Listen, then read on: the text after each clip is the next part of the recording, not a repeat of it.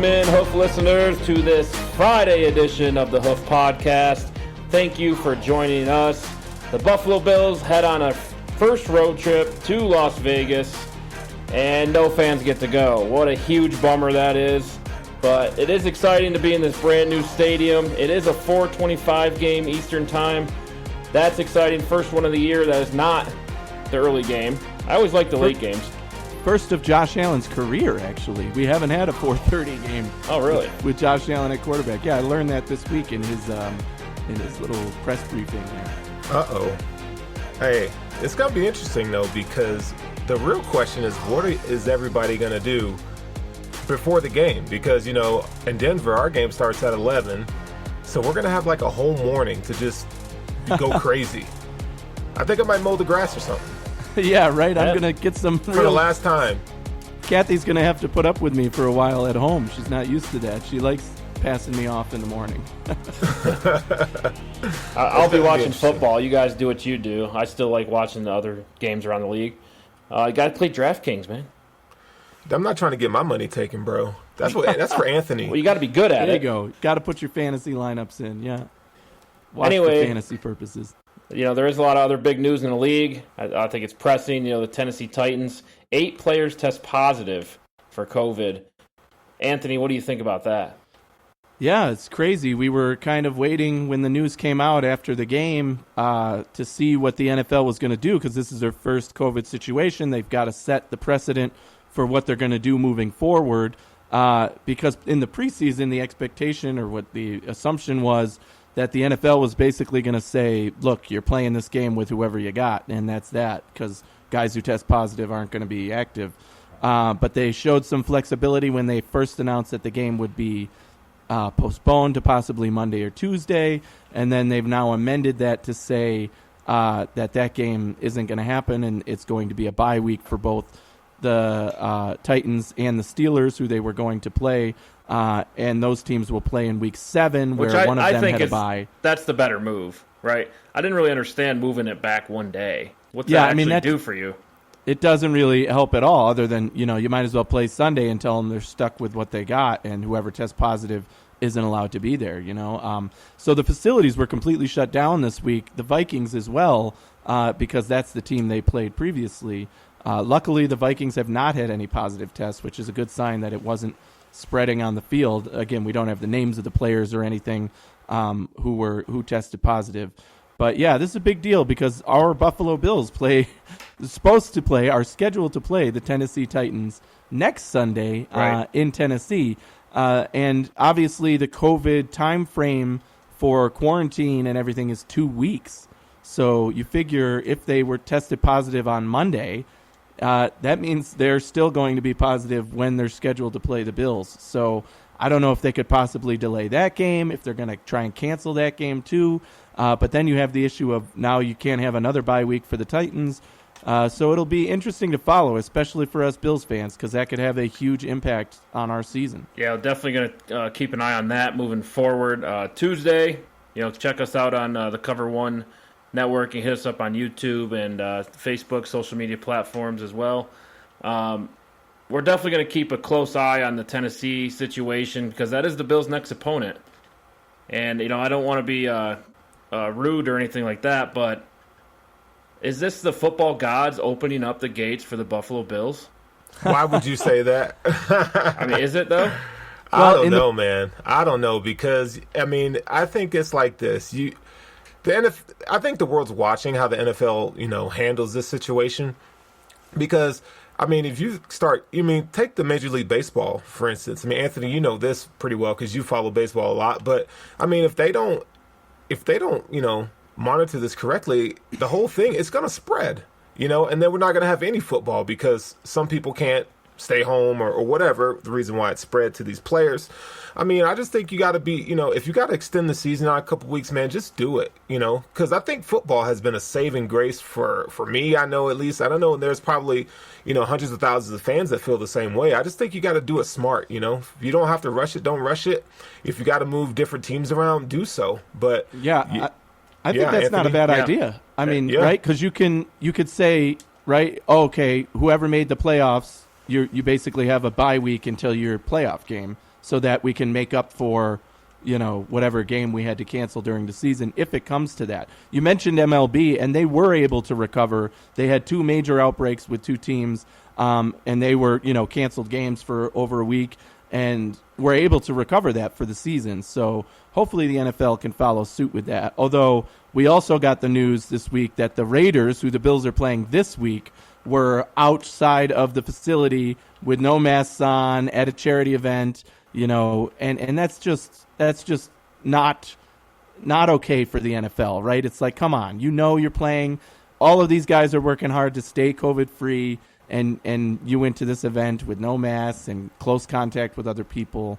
And there was talk this week of the Bills possibly saying, you know what, we don't want to play the Raiders because we don't want to risk getting COVID from them because we know they were out. Luckily, that hasn't come to fruition yet, but again, it's something to think about. What if the Bills say that next week with Tennessee? The players get together and say, you know what, they still tested positive. We don't want to play them.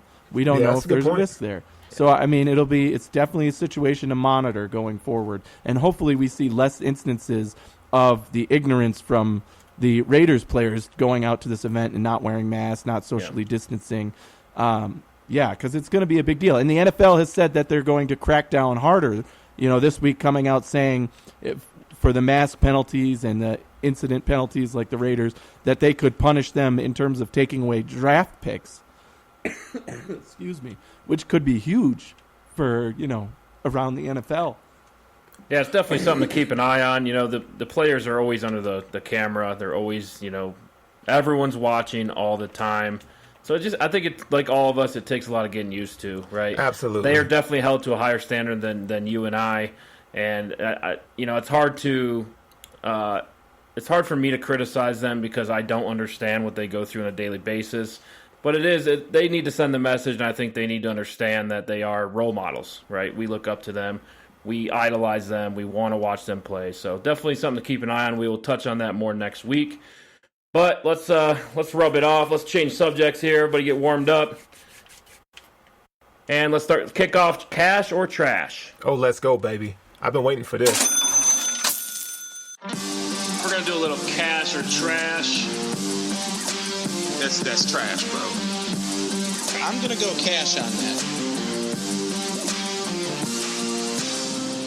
that. Here we go. And now that we're warmed up, let's Sterling, let's go first. Anthony got a breath full. So let's go. Josh Allen takes this team to the Super Bowl. Cash or trash?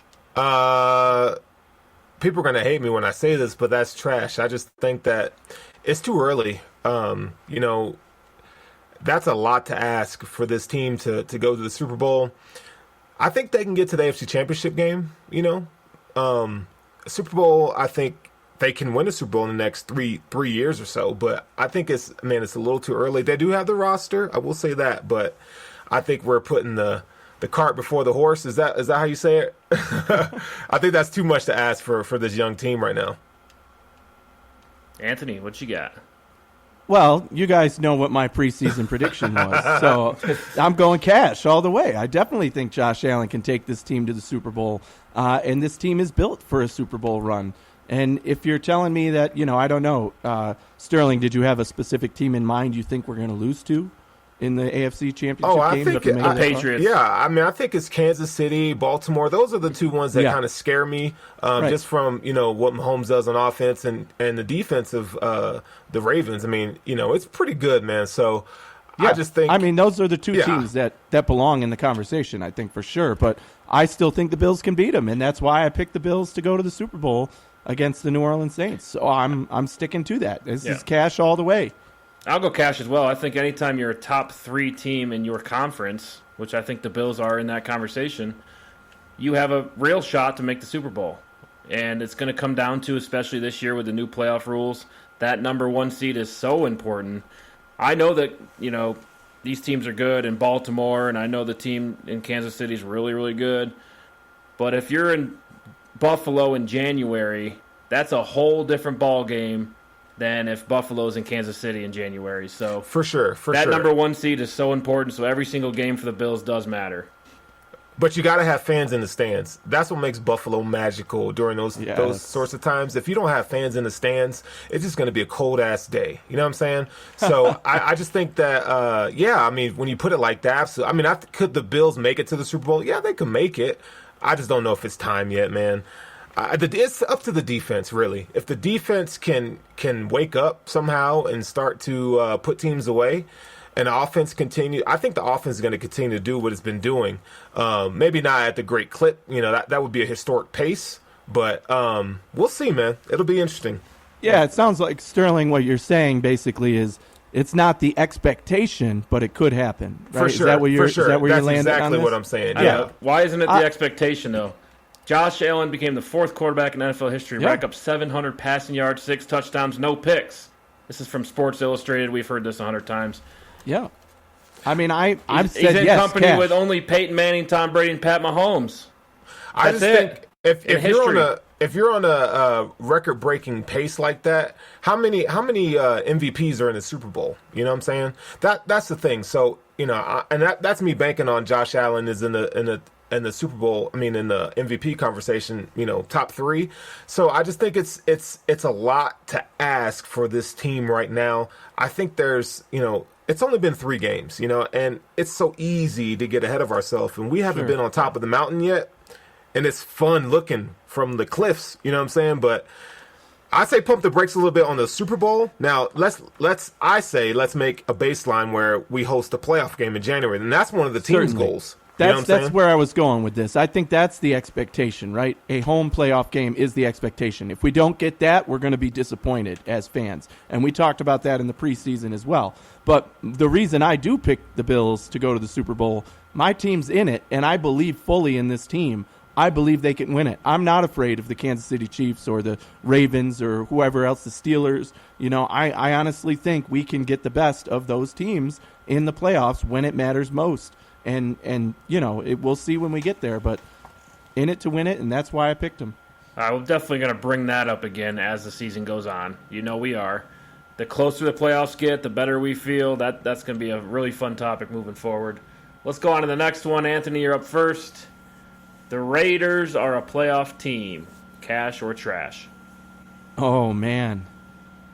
Oh, that's tough, especially in this expanded playoff era. Now, we have 8 teams. It's basically, or 7 teams, right? 7 because there's 1 bye, 6. Yeah, right. 7 so 7 total. Playoff teams. That's a long list of teams to make the playoffs. I'm going to say trash at this point because I think that if the Chargers can hit their stride, they'll end up beating the Raiders out. And I just don't believe in Derek Carr as the quarterback who can take you to the promised land. They might be able to slip in as the 7th seed, but I think there's just too many other good teams in the AFC. So I'm going to say trash. I'm going to go cash on that just because I really do like the Raiders' offense when they're healthy. I mean, they got one of the best offensive lines in the league, spearheaded by Richie Cognito, Rodney Hudson, Dwayne Brown. I mean, and then, you got speed on the outside with Ruggs and what Brian Edwards brings to the table as rookies. If they can kind of shore up their defense, I mean, let's look at it this way. How many teams are going to the playoffs from the AFC? It's 7. I mean, you're watering down. So, as Bills fans, we're used to looking at the in the hunt graphic, right? And looking at it and be like, oh, yeah, we're just on the outside. Right, I think the Raiders are just going to be right there, man. I don't think it's too much to ask for the Raiders to be the number 7 seed. Yeah, and like Anthony said, I think the Chargers could disrupt that. And I do think the AFC North is a better division, a lot better teams, but they're going to beat each other up. There might be a lot more losses in that division than there will be in the AFC West because Denver looks like a team that can be beat twice by the Raiders now. That kind of changes the game for me. So yeah. That's something to pay attention to. I don't think anybody out of the AFC East outside of New England and Buffalo are getting in the playoffs, and the same for the AFC South. So the Raiders are right there. In my opinion, I think they do get the 7th seed. All right, so let's move on to the next one. Sterling. Right now, the Bills are averaging 31 points per game. At the end of the season, they average more than 31 points per game. Cash or trash? That's trash, homie. And that's not a bad thing. I mean, just the fact that we're talking about the Bills averaging over 18 points a game is a miracle to me, honestly. Just kind of looking back how we thought the season was going to progress this year. I mean, Josh Allen has taken so many steps that, I mean, we can only be pleased with how the offense is looking. I would say the Bills to kind of settle into the 26 to 28 points per game range. I think that's fair. I think, we will see things kind of dip down and drop down a little bit statistically for the offense. But, I mean, look at it, man. I mean, they're at a torrid historical pace offensively, not only in team history, but in talking about the great offenses of the NFL of all time. I don't think we're in that category just yet after 3 games. However, it is exciting as hell to just think about the Bills in that category. How many times, let me ask you guys a question. How many times have you looked at the offensive stats on NFL.com? Because I've caught myself looking at them at least once a day and just going like, damn, like, that's right. I'm rubbing my eyes, bro. Like, am I really seeing this? Is this a dream? You know what I'm saying? Is this a dream? Yeah, dude, like Josh Allen's all over the national media. This is real life. Pinch yourself. We always wondered what that would be like in Buffalo, and it's here, folks. Well, so if we're coming to me now on this one, I think this is so preseason. I said they wanted to score more points. We were at 19 per game before this last season. And if we scored a touchdown more per game, that would put us right up at 26 points per game. But the way we've started the season with 30-plus points average, and, we haven't gotten to the Raiders yet. We're going to. I think we could go 30-plus this weekend as well. It's going to set that bar a little higher that even if we do average 26 going forward, we could hit that 31 mark. I'm going to say trash on 31 or higher at this point, but I think it's going to be above the 26 that I expected coming into this season, and it may end up being closer to that 28, 29, who knows, maybe even 30 by the end of the season. And that's going to be one of the top in the NFL, which, again, is not the expectation we probably had in the preseason. Yeah, it's we've played a lot of good teams so far, and the Bills have proven that they are a really good offense. The defense seems to be they haven't hit their groove yet, but this schedule gets a lot tougher. So I think that 31 number will drop down to about 25, 26, like Anthony predicted. That's where I think it'll be at. But look at the tough games we have, right? Look at Kansas City. Look at Seattle. True. But all of their games have been shootouts. They've been scoring. The other teams have been scoring lots of points on them too. And True. With our offense, who knows? It's definitely not what we thought going in. Well, I think that's because you didn't have the preseason. I think all defenses in the league are still adjusting, still trying to find that groove. I think by midseason you'll start seeing more hits. And more fans that get in the stadiums, the harder the hits get. So I think as the season progresses, being the optimist here, we'll have more fans as the season goes on, and that will help defenses when lower point averages. Man, I mean, just think of that schedule. Anthony, you bring up a really good point, man. I mean, last year we feasted on lesser teams, I'd say. I mean, the three of us can agree to that. It's really going to be cool to see how this team stacks up against the NFL's best talent. Because if we play our cards right, man, we could be one of those Kansas Cities where we're on primetime television like 5 times a year. And that would, like, straight up blow my freaking mind, dude. Yeah, I mean, we had 5 this year, but I think we can go ahead and cancel the Denver game. That's not making it to primetime. That was going to be flex. No, Denver's trash. That ain't going to happen. Well, it's already scheduled as a Saturday game, so they'd have to move it back to Sunday. But who knows? They might. It was TBD. Quick side note. Yo, guys, think about this. So let's say the Broncos lose out. I mean, not lose out, but they get the number 1 pick. There is no way in hell that the Broncos are not taking Trevor Lawrence. Broncos fans are already talking about it. Would you give up? Would you take Trevor Lawrence and get rid of Locke, or would you keep Locke for potential's sake, right? Because we believe that he has great potential, and then take somebody else like a Penei Sewell or Jamar Chase. Well, they're loaded on offense, but there's another playmaker on offensive defense that they could take that suits their need, maybe a cornerback or whatever. Where are you guys if you're the Broncos and you're picking number 1, are you taking Trevor Lawrence? Well, I'll say 2 things on this because I think I already have the answer for you. Number 1, who's the GM for the Denver Broncos? Yeah. John Elway is definitely picking a quarterback if he can at number 1 overall, even if he keeps them both on the roster and doesn't end up trading Drew Lock. So I'd say that first, but also this is a very similar situation to Joe Burrow, right, where the first overall player is expected to be that guy, and he's light years above the number 2 guy, even though Chase Young might have been, the best player in the draft last year that I thought. It's just a matter of impact that the quarterback has and a once-in-a-generation type talent like Joe Burrow was expected to be and Trevor Lawrence is expected to be. So, yeah, I mean, whoever goes number 1 is going to pick Trevor Lawrence. That is such a tough question because the Broncos, I think, will be in full rebuild mode next year. They have a lot of players, Jarrell Casey, A.J. Boye. They're all on one-year prove-it deals, and they're both injured right now. So it's fair to say they don't get re-signed. That's going to open up a ton of holes on this team. But I don't think you can pass Trevor Lawrence, but I think they will definitely listen to offers, and it'll be very interesting. Let's move on to let's just knock out our last cash or trash question right here. I forgot who started last time. I think you're on me. Yeah. All right, so let's go Anthony here. The Bills' D-line is the reason the defense finishes at the bottom of the league in rushing yards allowed. Whoa. Cash or trash?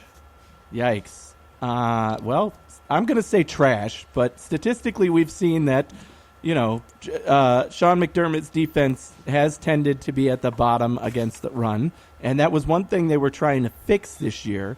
So I'm saying trash just because I think they're going to improve upon it at some point, whether that means putting Epinesa in more and getting rid of Trent Murphy. We all know how I feel about him. Limiting his snaps more against the run.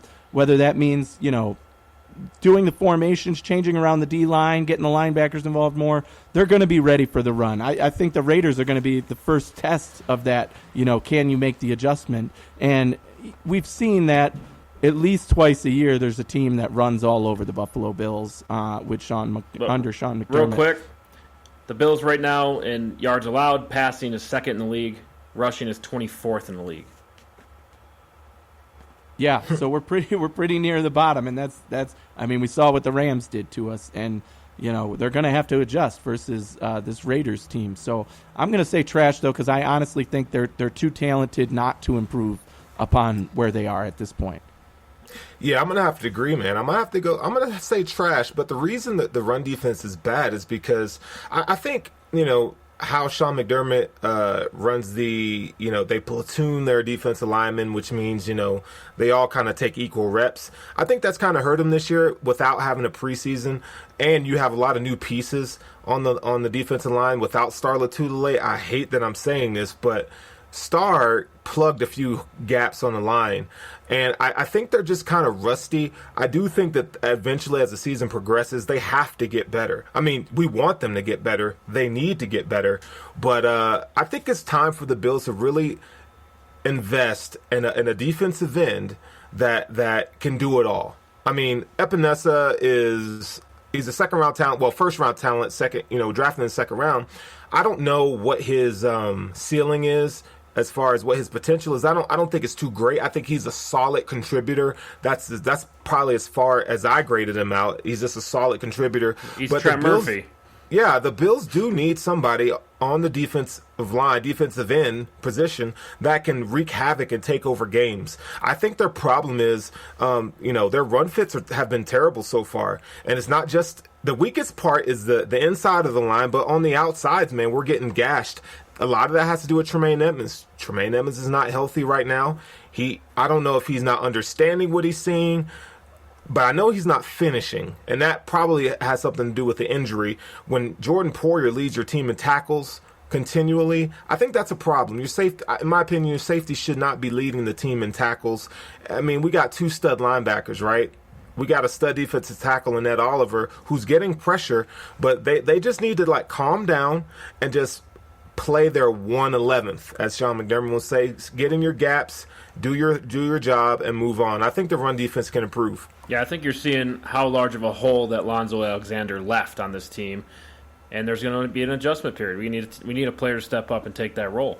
He did a lot for this defense. He was all over the field, played all different packages, so I think they're missing him big time, personally. I don't think it was Zoe though. I think it's honestly. I hate to say it. Like I said, I think it's Star, man. Yeah, Star. I mean, he would take 2 blockers. I mean, that frees up linebackers, but maybe the combination of both. Because I mean, Lonzo was very disruptive in certain situations, and it's bend don't break. I'm okay with the bending, but they're also breaking, And I think Lonzo helped with that part. Yeah. So the Bills are one of 6 teams that haven't allowed to rush over 20 yards this year so far. One of 6 that's teams. a good stat. I'll take Right? that. That's a bend stat.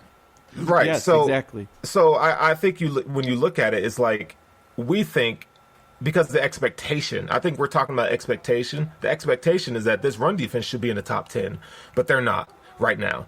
And I mean, the pass defense is near the bottom of the league right now because the offense is putting up so many points. You think the pass rush would be different. So, like I said, it's 3 games.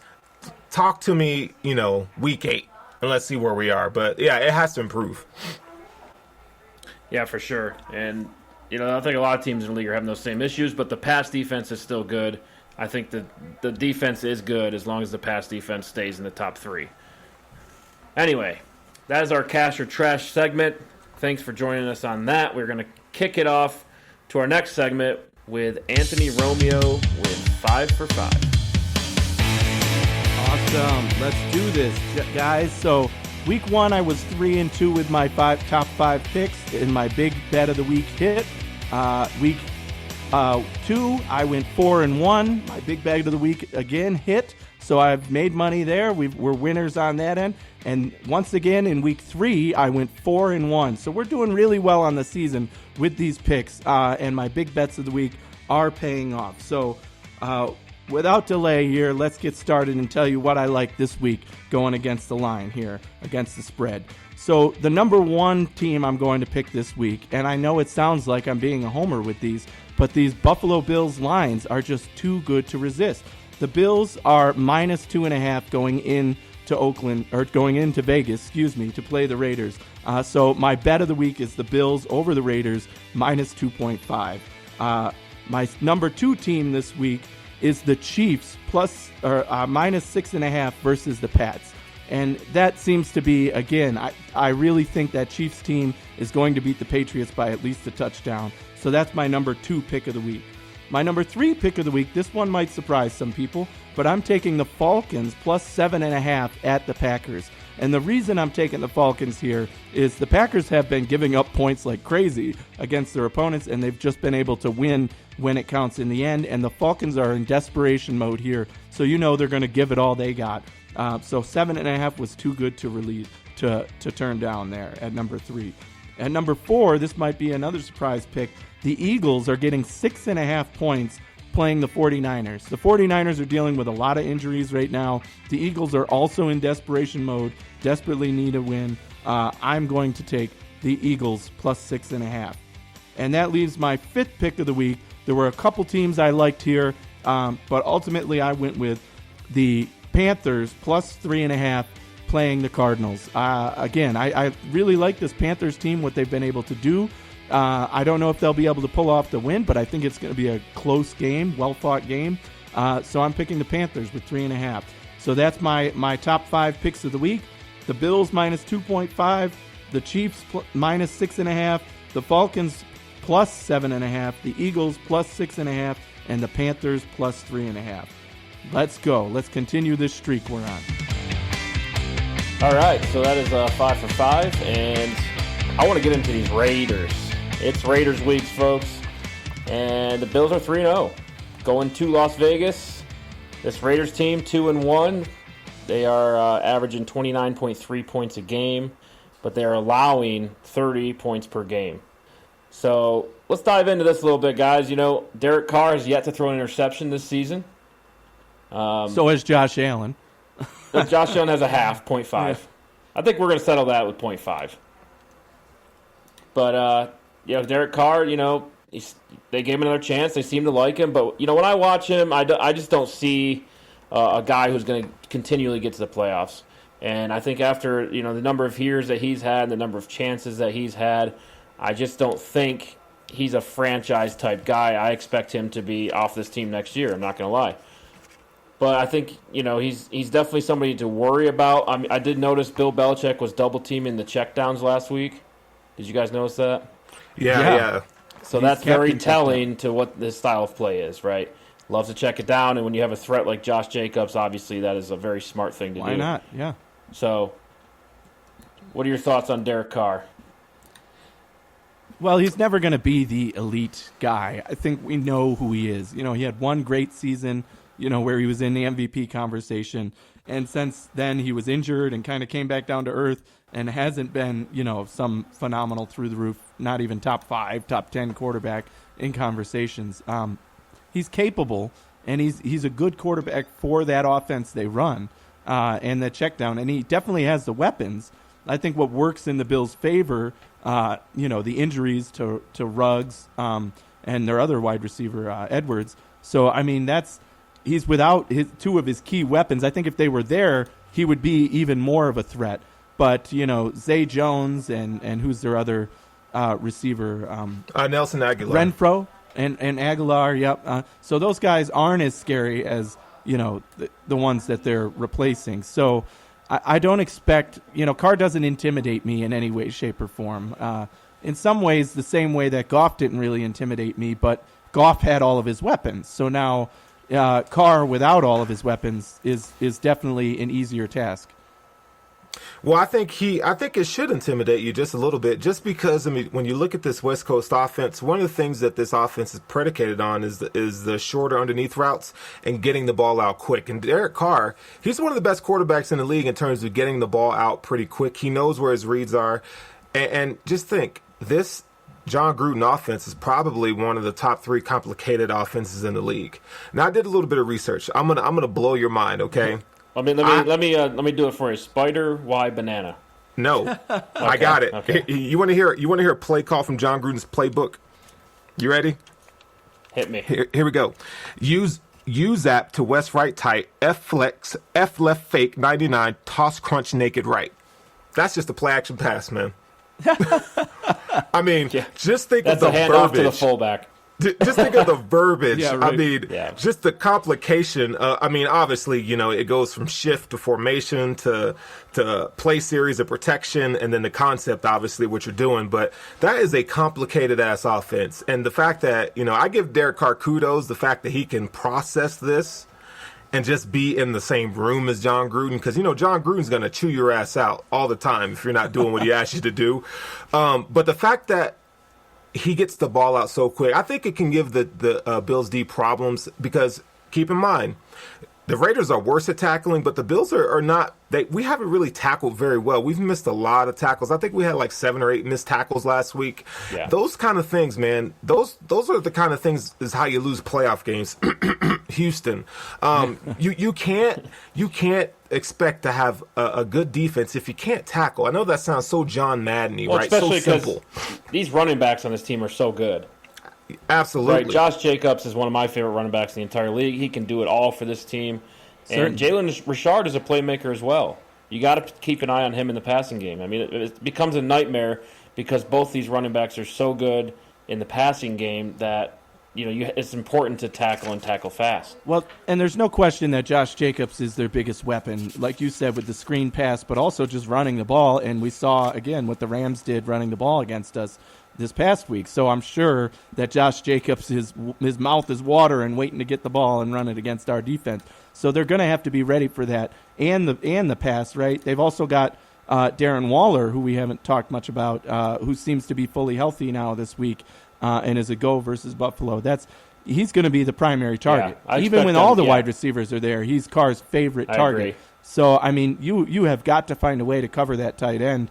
And when our linebackers were both out, we saw the game that Gesicki had for the Dolphins, and Waller is even more of a threat than that as a receiver. He's basically their number 1 receiver. So that's the guy. Those are the 2 guys, Jacobs and Waller, that they're going to have to be ready to get, getting the ball, because they're going to get their touches regardless. But back to Sterling's point real quick with the missed tackles. According to PFF, Josh Jacobs has forced 87 missed tackles on rushes since 2019, the most in the NFL. I don't like that. I don't like that at all. Yeah, and that's what I'm saying. So and looking at this offense, it's power run, okay, along with, that West Coast scheme that they're running as far as their total offense, but it's a power run game, man, and they're gonna line up and they're gonna want to smash it down your throat. And if we're weak up the middle, I think the Raiders kind of know that right now that we're weak up the middle. They're gonna run Josh Jacobs all over the place, and we gotta put somebody on Waller, like you guys said. I mean, whether it's a double team, kind of a high-low bracket or something like that, where, Renfro catches everything, right? So who's going to get on Renfro? Do you put Tre'Davious White? Because they're going to line up Renfro in the slot. So, I mean, there's some mismatch opportunities that benefit the Raiders. So it's going to be interesting to see. I think the Bills, man, this should and could be the game where the defense gets back on track. But if you stop Jacobs, I think it's a wrap. And Jacobs is a top 5 back in the league, in my opinion. So do you think it helps us at all? Does it help the Bills at all that Brian Daboll did coach Josh Jacobs at Alabama? No. I think it has no correlation to the game. I mean, because they have all the tape they need. They know what Josh Jacobs can do and what he can't do. But maybe there's not much he can't do. Identifying weaknesses, if if there is any. You can identify it. Doesn't mean you're going to be able to stop him, right? I mean, we know that the run is our defensive weakness, and they're going to run it at us. He just happens to be one of the best in the NFL right now at doing that. So it's certainly a bad combination for the Bills, and we're going to have to game plan everything. I mean, I'm sure in the room Daboll's saying everything he can, but whether it helps or not, I'm not going to go all in on that one. Now, if you're looking for a weakness on the Raiders, it's offensive line. Left guard, I think John Simpson from Clemson is going to be starting. We don't know. I don't think Dwayne Brown at right tackle is going to start. And then at right guard, Trent Brown, yeah. Yeah, so, and I don't know if right guard, if he's going to play as well. Maybe he's not on the injury report. They're definitely banged up. They're definitely banged up. So we're not getting the best Raiders offensive team that we would normally see. So... And they're still managing to put up points on the board. So that's a testament to show you how well coached this team is and how efficient Derek Carr is in this offense. So I don't want fans to go in thinking, oh, we're just going to kick their ass. They're going to put up a fight. And they're at home. This is their second home game in their stadium. So they're going to be juiced. They're going to be jazzed. But the Bills are going to have to come in and just set the tone early.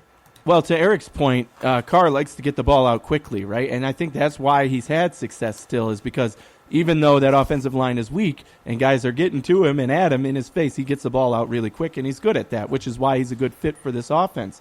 The Bills, our defensive line has been great at getting toward the quarterback, but that hasn't translated really to a lot of sacks or a lot of QB hurries or anything.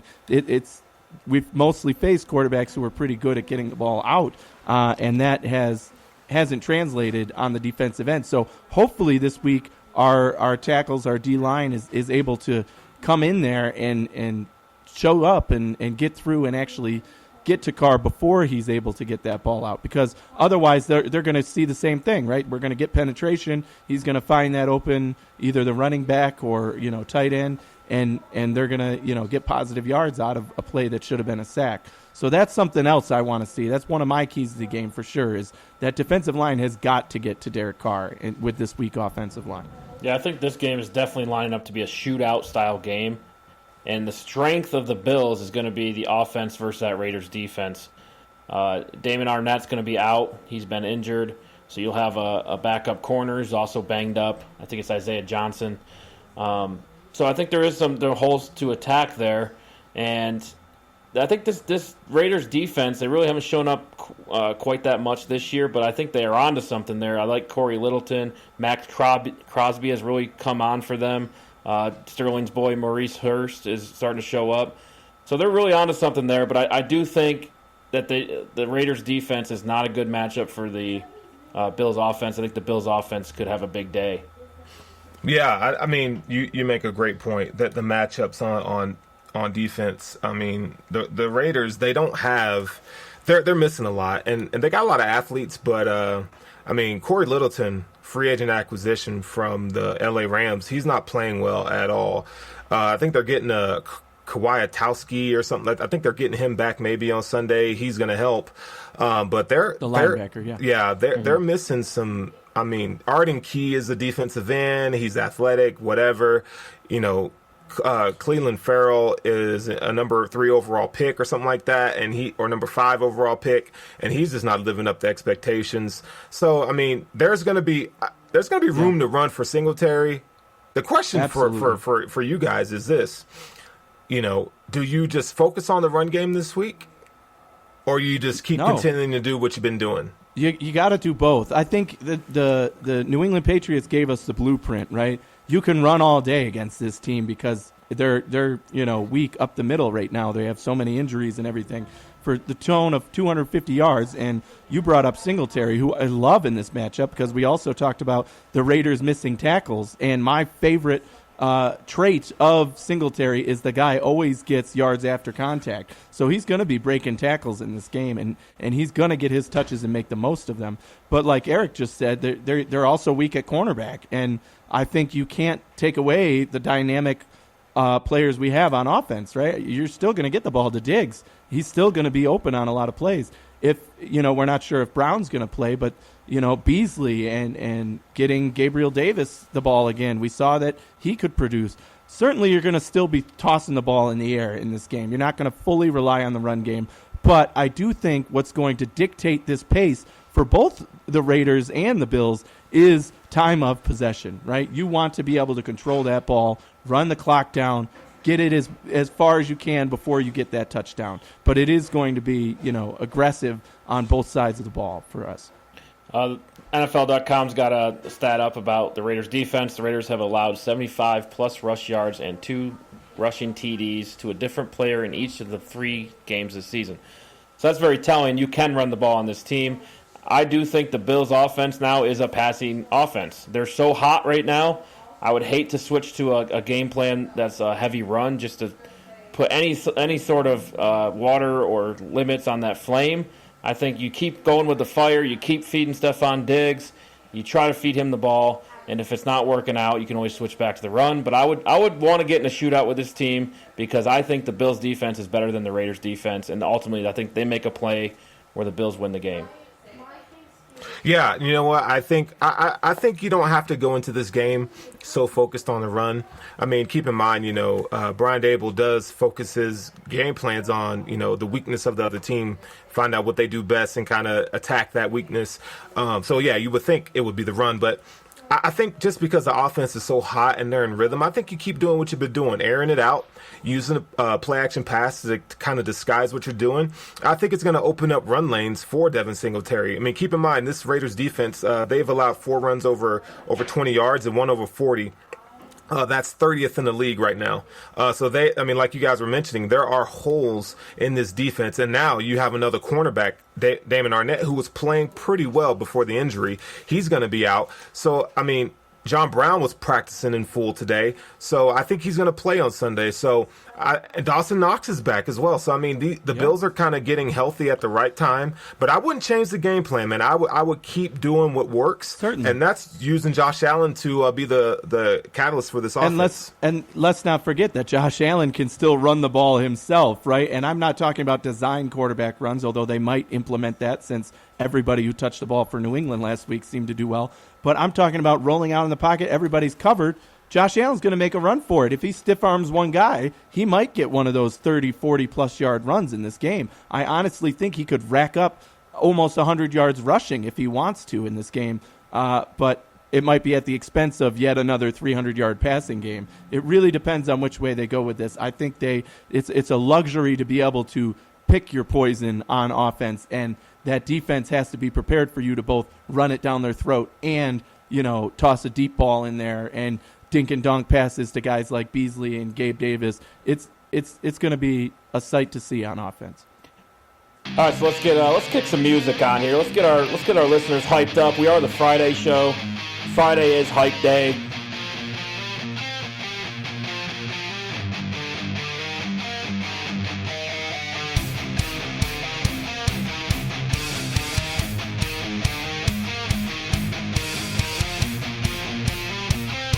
You guys, how about you give me a bold prediction and a final score prediction?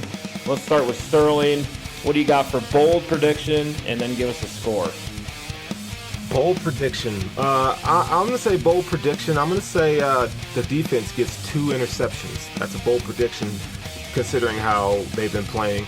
The score, I'm going to say 35-24 Bills. Boom.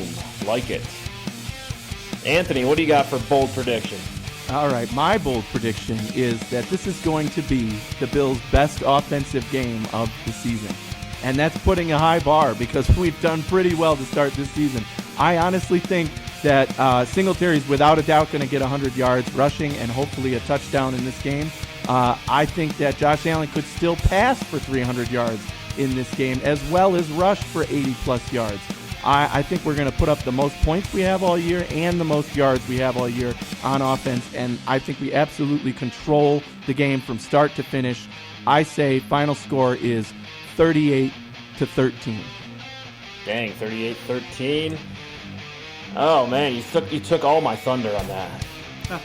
I wanted to go with the high score thing, but you just stole that. You took my Singletary 100 yards.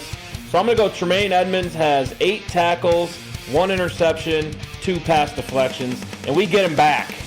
All right. He goes back to his normal form, and Bills win big.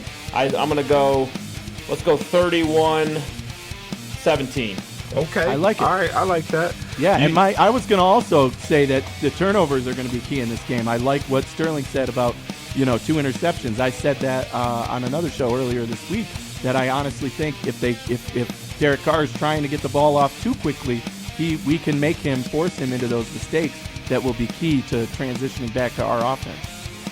Yeah, I think the national media's been picking on the defense a little bit. Now, they only need a little bit of motivation to get back to their old form, so I expect it to be a good defensive day for the Bills.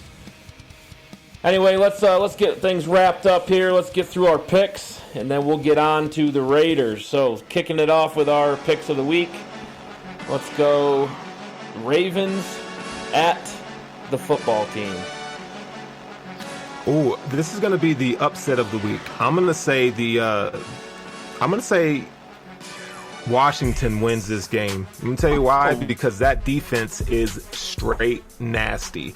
You talk about athletes on the field. I mean, as Bills fans, we know one of the things how you stop Lamar Jackson is have really good athletes that are disciplined. Rivera's defense is disciplined. They got the athletes. This defense is scary, man. I'm telling you, watch out. I think they can come in here and beat the Ravens. So I'm going to take the Ravens. I'm going to take the football team, Washington Redskins, or whatever you want to call them. I think they're going to win the game. You said football team, and I was like, which one? Yeah. Too soon. Take the football team. Wow, Sterling. Geez, making the pick of the day already. That I think, if you're a betting man, that line is 12.5 points in favor of the Ravens are minus 12.5. So if you really think they're going to win, there's a big bet there for you. But honestly, I'm going to have to stick with the Ravens on this one. I do think it's within that point range. I would take, the football team with 12.5 points. But the Ravens are too good of a team. They're not going to lose to this Washington club. I think the Ravens got embarrassed last week. I'm all about that bounce back. I do love the football team's defense, but I'm just not sold on the offense. I think the defense will be on the field too long. So let's go Ravens. Okay, L.A. Chargers at the Tampa Bay Buccaneers. Tampa is going to beat the Chargers. I think Brady and those guys are going to continue to kind of get in sync, get going. I expect to see a touchdown by Gronkowski this week. Oh. Now, that's a bold prediction. I really want to say the Chargers here. I really, really want to pick the Chargers, but I'm not. I'm going to go with the Bucs. I think the Chargers could make a run at it. Hopefully they beat them. I'm never cheering for that guy who plays quarterback. So, I'm going with the Tampa Bay Bucs here. I definitely have liked what I've seen from Justin Herbert thus far. I think he's got a bright future, but he's still trying to figure it out. And, the Bucs are they got it going on at every single position, so you got to go Buccaneers here. Let's go the Seattle Seahawks at Ryan Fitzpatrick and company, the Miami Dolphins. Okay, so I'm going to take the Dolphins here just because you got Seattle coming all the way to the East Coast, and that's going to be a tough travel for this team. It's going to be hot as well. I think Ryan Fitzpatrick, man, he's got it going on. Honestly, he's got a little bit of Fitz magic to his game. Now we've seen this from Fitz for the first 5 to 6 games, and it kind of drops off. So he's still prime to give it to the Seahawks. Well, I think this is the game where Fitz comes back to normal and throws a few interceptions. I'm going Seahawks all the way in this one. Although the line is pretty high on this one, I probably would go Dolphins with the points. But I got to take the Seahawks in this game. Yeah, I'll go Seahawks as well, but I don't think it's too far-fetched to say the Dolphins could win. And then that's going to be a great topic for us next week when the Dolphins are 2-2 and just beat Seattle. Anyway, Wow. The Minnesota Vikings at the Houston Texans. I'm going to say Houston gets the win here. Deshaun Watson needs a good game, and he has really nothing to throw to. I can't stand Kirk Cousins. I think he's trash. So I'm gonna go with. Yeah, I know, right? I'm gonna go with the Texans on this one. All right, well, I'll say this. This is an 0-3 team versus an 0-3 team. This might be the best matchup ever between 0-3 teams because both of these teams have high expectations coming into the year, and both are better than what their records state right now. I'm actually going to pick the Vikings. I think that both teams are desperate for a win right now, but the Vikings, they had a good showing in their last few games. So have the Texans. It's going to be a well-fought game, but I'm picking the Vikings. Yeah, I like the Vikings too. I don't think the Texans have an identity anymore. They don't really know who they are. They've tried running. They've tried getting Brandon Cooks involved. Just none of it's working. I do like the Vikings. I'm just really curious to know what happened to them. Yeah. They had high expectations, and they're 0-4 is a possibility. Anyway, New Orleans Saints at the Detroit Lions. I'm going to go Saints here. I think the Lions will hang in there, but I think, there's just too much of offensive power and not enough matchups that favor the Lions here to get a W. So I'm going to go with the Saints. Yeah, even without their best weapon in Michael Thomas, I'm still taking the Saints. We know that the Lions tend to fall flat in these type of games, even if they end up going up. So, yeah, the Saints all the way. I'm going to go Lions here. I think without Michael Thomas, the Saints are still trying to figure it out. The schedule's tough, but this Detroit Lions team, they're talented everywhere. Defense is really young, but I think they could put it together, get Kerryon Johnson involved, and get rolling. Let's go Cleveland Browns at the Dallas Cowboys. Talk about two teams I hate. I think, do I even have to pick a team here? I can't stand Baker Mayfield. I can't stand the Dallas Cowboys. Yeah. I mean, for shit's sake, I guess I'll have to go with the Browns because they're AFC. I mean, I don't know. Shit, the Cowboys. Who cares? Can I just pass on this one because I don't care? I don't care. I'm doing a Jay Cutler. I like it. I'm picking the Cowboys, though. I just think the Browns are not good enough. They barely beat a couple of teams that they were supposed to really tear down. And I just think that Cowboys offense is going to be too much for them to handle. So I'm picking the Cowboys at home. I'm going to pick the Cowboys as well, but I do know that the Browns like the big lights. It's Dallas. There's the big stadium. I mean, I wouldn't be so shocked if the Browns like the big lights. What? Oh, they do. They're flashy players. Come on, Jarvis Landry, Baker Mayfield. That doesn't Odell mean they Beckham. show up under the lights. That doesn't mean they show up under the lights. I think it's added motivation for them, but I'm going to go Dallas because I think Dallas sees an opportunity to take over that division, and every win matters for them. Let's go Jaguars at Bengals. Oh, this is going to be a fun game to watch, honestly, because seeing Joe Burrow and how he's kind of progressing, and he's kind of putting the wheels on this offense. So I would say I'm going to go with the Bengals on this one. I think the Minshew train is awesome and it's cute, but I just think the Bengals they're gonna win. I love seeing T. Higgins get involved in the game last week. I think he had 2 touchdown catches. So That's just fun. That's just fun if you're a young team. People aren't expecting you to do anything. I don't expect the Bengals to be anything great, but I would like to see Burrow get a win. Yeah, I'm picking the Bengals too. I think Burrow is going to get his first win. I think this game could end up being a shootout. It's going to be high scoring. Both defenses have a lot to be desired, but the offenses are working okay. And I think, the way he's carried this Bengals team so far, Joe Burrow gets his first victory, not a tie, victory in this one. I think I'll go Jacksonville. They had a poor showing last Thursday, extra time to prepare. This is a good young Jacksonville Jaguars team. I think Doug Marrone, he'll have his guys ready. He's a disciplinary coach. And I'm not really sure what Zach Taylor is. But let's go Jaguars. Let's go Colts at Bears. Oh, this is the Nick Foles train now, buddy. The Mitchie Biscuits experience is now over. Thank God it's been 2 years late. So I'm gonna go with the Bears here, just because you got a little bit of experience at quarterback. The Bears defense is still pretty good, so I think they'll get the win here. Well, if we're talking experience at quarterback, that's exactly why I'm going to pick the Colts in this one. I think it's going to be a close game, a well-fought game between these two teams now that Nick Foles is on the other end. But I'm going to pick the Colts. This is a tough one, honestly, but yeah. I think I'll go Bears as well. I think just being at home makes all the difference. The Bears are pretty well-rounded, and Nick Foles added, I think they'll be good enough to get a win. Let's go Cardinals at Panthers. I'm going to go Cardinals here. I know, Kyler Murray didn't have a great game last week. I think he bounces back. I think teams are kind of catching on that he only throws to Hopkins. So I think they get the W. Well, I'm going to go with an upset here and pick the Panthers. I just think that the Cardinals are beatable, and the Panthers have come out on fire, exceeding all expectations. So, yeah, I'm going to pick the Panthers to win this one in another upset. That's pretty bold. I'm going to go Cardinals. I think you can throw it to D-Hop and you can win. You could throw it to him every single time, and that could be your whole offense and win. So I'll go Cardinals in this one. Let's go New York Giants at the Los Angeles Rams. Ooh, Rams. I mean, who are the Giants? Have a football team? Like, I haven't even seen them. Like, they're terrible. Are they in the Trevor Lawrence sweepstakes? Yeah, well, absolutely. Absolutely. I don't think they're bad enough to be in the Trevor Lawrence sweepstakes. They're going to, especially in that division, they're going to win a game or two somewhere that's going to knock them out of it.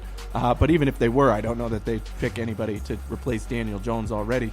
But I'm definitely going with the Rams here. I think this was a 13.5-point line. Such big numbers, but don't always bet against the numbers here. I probably would still take the Rams with the point, giving up the point. Yeah, I do like Daniel Jones. I think he will develop into a good quarterback. I don't think that time is now, but with Saquon out, I think the offense goes through Daniel Jones, and that's going to benefit him long term. I'm definitely going LA Rams here. They're going to be really upset about the game last week, and they're going to play hard. All right, let's go game of the week, the New England Patriots at the Kansas City Chiefs. I'm going to go the Chiefs, and I hope they beat them by 50-0 because I'm sick and tired of this New England nasty fucking agenda. Sorry for kids if you're listening, but let me tell you something, man. The New England Patriots are not that good. I'm sorry. No. I'm not a big Cam fan. I mean, I like him as a person and everything, but dude, he hasn't shown me that he can throw the ball yet, and I don't want to hear, well, he had a great game against the Seahawks. The Seahawks pass defense is trash right now, okay? So I don't want to hear it. I want to see, this is the game where shut up or go home, right? Because now you're playing one of the top teams in the league. The Kansas City Chiefs are coming off a big win themselves, right? And you just you took care of the Raiders 36-20 in a game that kind of got out of hand late. So show me, give me a reason. Watching ESPN and all these other news outlets this week, they're all talking about how the Patriots are a Super Bowl contender, and I think that's disrespectful to the Bills. It is. I know we haven't beaten them in a while, but don't you sit there and freaking tell me that the damn Patriots are better than the Buffalo Bills and that they're going to beat Kansas City and they can go to the Super Bowl. You got to be freaking kidding me. That's just absurd. I'm tired of it. That's a whole lot of bullshit coming from the national media, which we're used to by now. We know how much they love the Patriots. We know they want them to be good, but this is going to be their reality check. Kansas City's going to stomp the Patriots in this game. I already told you in my picks, I'm taking Kansas City minus 6.5. I do expect them to win this game and win it big, and everything Sterling said is absolutely true. I do not think this Patriots team is what people think it is so far through this season. I don't think any team in the league can stop the Kansas City offense, and that includes Bill Belichick. And let's get real, folks. The Patriots are not built to be in a shootout. They're just not. So I think Kansas City all day, especially at home. Let's go Sunday Night Football, the Philadelphia Eagles at the San Francisco 49ers. Well, can Oprah give out wide receivers to the Eagles because they are in dire need of some? Because look here, man. I know you guys have probably seen the reports, but there was like one wide receiver that could practice today. They have nothing. So, look, Carson Wentz has had, I mean, how bad does it have to get for Carson Wentz? We talked about him last week on our live show, this week on our live show, and how, injuries are kind of, playing a role in the factor, and now his receivers are gone. It's like, dude, this is just bad. So there's no way in hell that the Eagles are going to win this game. There's no way.